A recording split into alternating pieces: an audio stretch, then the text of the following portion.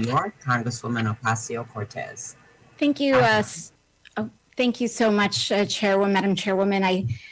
That was just a lot. And I think it's really important that it's addressed very directly right now and in this moment. First and foremost, I don't want to hear a single person on this committee or outside of this committee talk about valuing life when they continue to uphold the death penalty, when they continue to support policies that disproportionately incarcerate and lead to the deaths of Black men and people throughout this country, and uphold an absolutely unjust medical system that exists for profit that allows people to die because they can't afford to live.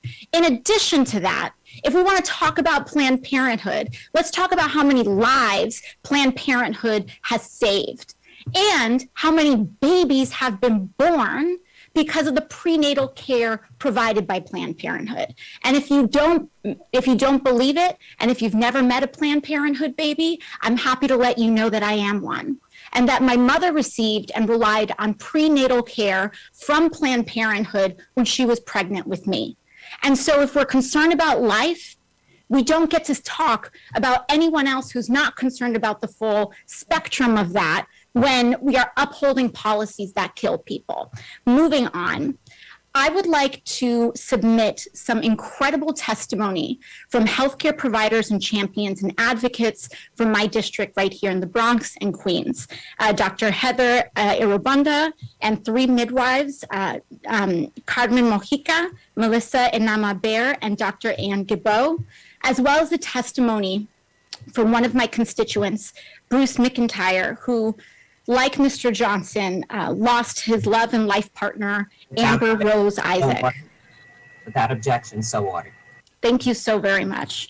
And I want to thank every single one of our witnesses that were here today to share their story, many of which were intensely personal. And it should not be up to us to rely on sharing a trauma that is so personal in order to enact change. The right thing should just be done without having to share and relive these traumatic experiences. But you all have chosen to do so, and I thank you, particularly Ms. Ali and Mr. Johnson, for sharing that and opening your experiences today. So thank you. I'd like to start, every single one of these medical providers and people who offer testimony to my office as well pointed to social indicators of health. They said, if you want to protect Black women, we need to talk about housing, we need to talk about livable wages, we need to talk about guaranteed access to health care.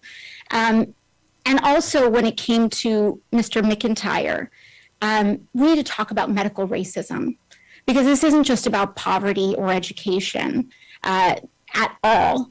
You could have all the access to the resources of the world and still be subject to medical racism within our system. In fact, Mr. McIntyre, with his partner Amber Rose, tried to get family leave approved by their OBGYN, and their OBGYN didn't believe her. And while she saw white women patients at the same income level and opportunities as her do at a later date routinely get approval for FMLA, she didn't, because her pain wasn't believed and her concerns weren't believed.